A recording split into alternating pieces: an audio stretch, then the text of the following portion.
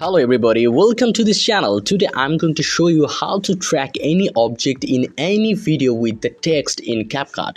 So for that you have to create new project, select your desired video that you want to use the motion tracking tool.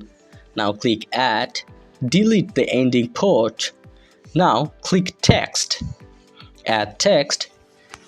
Now write anything you want. I've written ocean. I'm placing just here.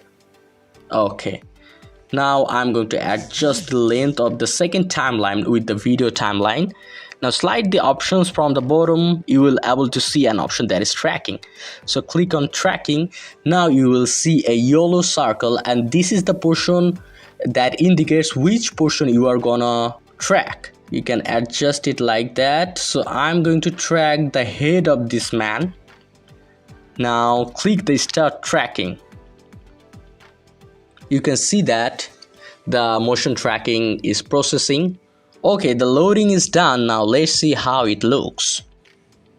You can see that the text is following the head of the man.